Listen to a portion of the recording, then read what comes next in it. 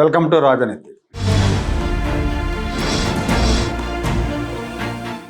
అమరావతి రాష్ట్రానికి prestigious project అని, అద్భుత నగరం అని, అల్లావుద్దీన్ అద్భుత దీపం లాగా దీని గురించి పదే పదే చెప్తూ ఉంటారు. మౌలిక సదుపాయాల రీత్యా, ప్రపంచ స్థాయి వస్తువుల రీత్యా ఇది ఒక అద్భుతమైన ప్రాజెక్టే. కానీ ఇప్పటిదాకా వేలల్లో ఉద్యోగాలు కల్పించే ఒక ప్రైవేట్ సంస్థ కూడా అమరావతికి రాలేదు. ఆసుపత్రులు, విద్యా సంస్థలు, హోటళ్ళు వస్తున్నాయి కానీ ఐటీ, ఫైనాన్స్ రంగాలకు సంబంధించిన కంపెనీలు కానీ, ఏదైనా కార్పొరేట్ కంపెనీలు కానీ ఏవీ రాలేదు. ఆ దిశగా ప్రభుత్వం ప్రయత్నిస్తున్నట్టుగా కూడా కనిపించట్లేదు. దేశంలో తొలి క్వాంటమ్ వ్యాలీ ఏర్పాటు చేశారు. దీని ద్వారా వచ్చే ఉపాధి విషయంలో స్పష్టత లేదు.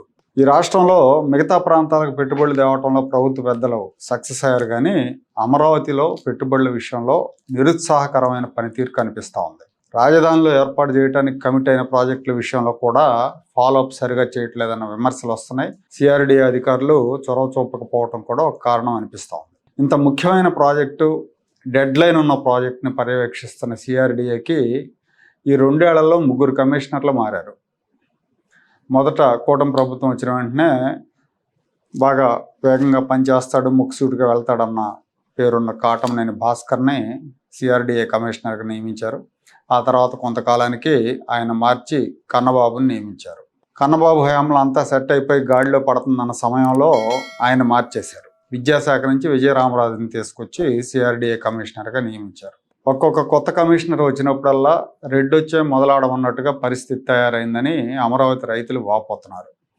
దాదాపు 1,00,000 కోట్లతో నిర్మాణం అవుతున్న అమరావతి రాజధాని కోసం అసలు ప్రత్యేకంగా ఒక శాఖను ఏర్పాటు చేయాల్సిన అవసరం ఉంది. 2024లో చంద్రబాబు నాయుడు గారు మళ్ళీ ముఖ్యమంత్రి అయిన తర్వాత అమరావతికి వచ్చిన ప్రాజెక్టుల్లో ఈ 2 ఏళ్లలో KIMS medical institute, bits Pilani, quantum valley ఈ 3 ప్రధానమైనవి.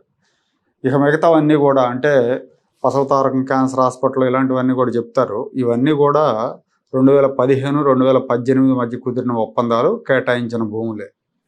సెంట్రల్ సెక్రటేరియట్ కూడా 2018 నాటికి ఉన్నదే. ఆంధ్రప్రదేశ్ రాష్ట్రానికి ఇటీవల కాలంలో కొత్తగా ఏ ప్రాజెక్టు ప్రకటించినా కూడా అది అమరావతికి రాదు అనే ఒక బలమైన అభిప్రాయం మధ్య కోస్తా ప్రజల్లో ఏర్పడిన సమయంలో మొన్న మే నెలలో నారా లోకేష్ గారు సింగపూర్లో పర్యటించారు. సింగపూర్లో ఆయన చేసిన ప్రకటన ఆసక్తి రేకెత్తించింది.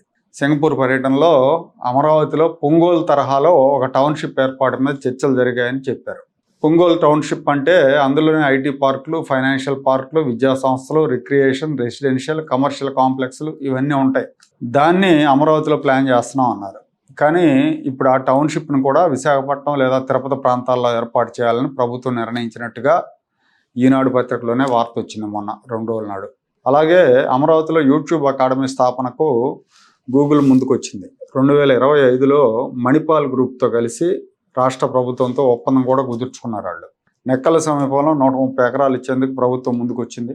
ఇందులో యూట్యూబ్ అకాడమీతో పాటు మణిపాల్ గ్రూప్ వాళ్ళది విద్యా సంస్థలు, యూనివర్సిటీ, మెడికల్ కాలేజ్, ఇంజనీరింగ్ కాలేజీలు, రెసిడెన్షియల్ కాంప్లెక్స్లు ఇవన్నీ కూడా నిర్మాణం చేయాలని ఒక ప్రణాళిక. అది ఏటా కొన్ని వేల మందికి ఇక్కడ శిక్షణ ఇచ్చే విధంగా ప్లాన్ చేశారు. ఇప్పుడు దానికి కూడా స్పీడ్ బ్రేకర్లు పడ్డాయి. అమరావతిలో వార్నర్ బ్రదర్స్, డిస్నీ వరల్డ్ లాంటి సంస్థలు ఎంటర్టైన్మెంట్ స్టూడియోల ఏర్పాటు కోసం వస్తున్నారు. వాటితో కలిసి కొలాబరేషన్తో వస్తే మీకు ల్యాండ్స్ అలాట్ చేస్తాం, అనుమతులు ఇస్తామని సిఆర్డీఏ అధికారులు చెప్పినట్టుగా వార్తలు వస్తున్నాయి. ప్రపంచ స్థాయి సంస్థలు డిస్నీ వరల్డ్ కానీ లేదంటే వార్నర్ బ్రదర్స్ కానీ వాళ్ళు స్టూడియోలు, ఎంటర్టైన్మెంట్ పార్క్ లాంటివి ఏర్పాటు చేయాలంటే కనీసం 1000 ఎకరాలైనా ఉండాలి. అంత ఏక మొత్తం ల్యాండ్, ఒక పెద్ద లాటు సిఆర్డీఏ దగ్గర లేదు. మరి ఎక్కడి నుంచి తెస్తారో తెలియదు. వాళ్ళని కొలాబరేషన్కి ఒప్పించడం, అమరావతికి రప్పించడం ఎంత కష్టమో తెలియదు కాదు. ఈలోపు పుణ్యకాలం పూర్తయిపోతుంది. అందుకనేమో ఆ సంస్థ వాళ్ళు రాజధాని బయట ఒక యూనివర్సిటీలో యూట్యూబ్ శిక్షణ కేంద్రాన్ని ప్రారంభించి ట్రైనింగ్ బ్యాచ్ కూడా మొదలుపెట్టేశారు. ఈ గొడవలు ఇవన్నీ ఇప్పట్లో తెగేవి కాదులే, అవదలే అనుకున్నారో మరేంటో బయట పెట్టేసుకున్నారు వాళ్ళు. ఆ రకంగా యూట్యూబ్ అకాడమీ పనులు వాయిదా పడ్డాయి. వార్నర్ బ్రదర్స్, డిస్నీ వరల్డ్ లాంటి సంస్థలు ఎంటర్టైన్మెంట్ రంగంలో ప్రపంచంలో పేరున్న సంస్థలు అమరావతి లాంటి ఒక నిర్మాణం అవుతున్న నగరానికి రావాలంటే అక్కడ జనాభా, అక్కడ స్పెండింగ్ కెపాసిటీ ఇలాంటివన్నీ 100 లెక్కలు వేసుకుంటారు. అంత సులభంగా రారు. పెద్ద పెద్ద సిటీలకే రారు. మరి అమరావతికి ఎట్లా వస్తారు? అలాగే మలేషియాలో తెలుగు కమ్యూనిటీ వాళ్ళు 200 కోట్లతో మలేషియా టౌన్షిప్ పేరుతో ఒక రెసిడెన్షియల్ కమర్షియల్ ప్రాజెక్ట్ నిర్మాణానికి కన్నబాబు కమిషనర్గా ఉన్నప్పుడు ముందుకు వచ్చారు. కన్నబాబు నెగోషియేట్ చేశారు. వాళ్ళు అమరావతి సిటీలో మేము ఒక టౌన్షిప్ ఏర్పాటు చేస్తా ఉన్నారు. ఆయన బదిలీ అయ్యాక దాన్ని ఫాలో అప్ చేయలేదు. మొన్న మలేషియా పర్యటనలో మంత్రి నారాయణ గారు వాళ్ళతో మాట్లాడి ఈ ప్రాజెక్ట్ని ముందుకు తీసుకుపోదామని చెప్పినట్టు తెలుస్తూ ఉంది. అయితే ఇంతవరకు ముందడుగుబడిన దాఖలాలు అయితే లేవు. అమరావతిలో అది డెవలప్ కావాలి అంటే ప్రైవేట్ రంగంలో ఉపాధి కల్పించే సంస్థలు, మాల్స్, టూరిజం సెంటర్లు ఇలాంటివన్నీ రావాలి. అప్పుడే ప్రజలు అమరావతికి వలస వచ్చే అవకాశం ఉంటుంది.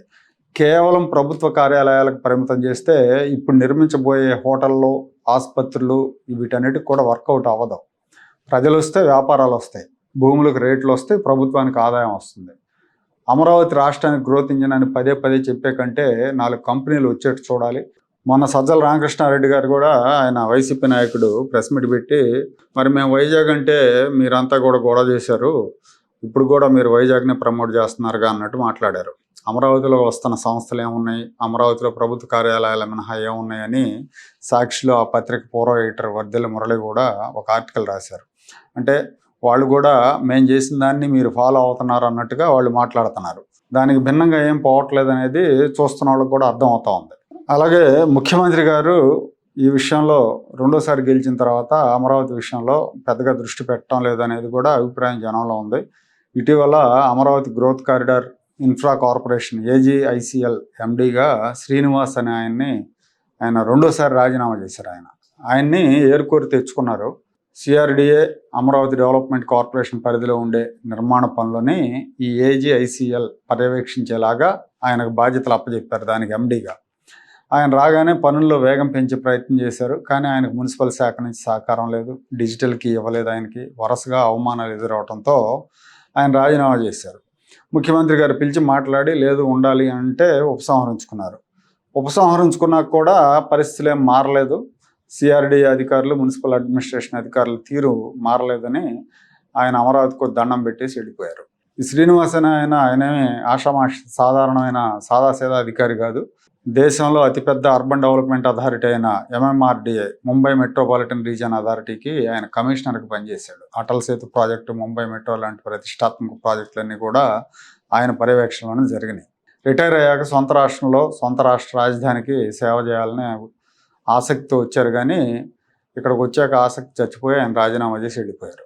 ఇవన్నీ చూస్తూ ఉంటే అమరావతి అభివృద్ధి విషయంలో ప్రభుత్వానికి పెద్ద పట్టింపు లేదేమో అన్న అభిప్రాయం ఒకటి ఏర్పడుతూ ఉంది.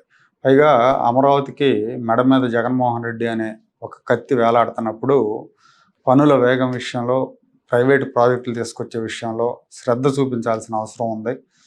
మరి ఆ దిశగా ప్రభుత్వం ఇంకా 3 ఏళ్ళ సమయం ఉంది కాబట్టి ఎంతవరకు శ్రద్ధ పెడుతుందో చూడాలి.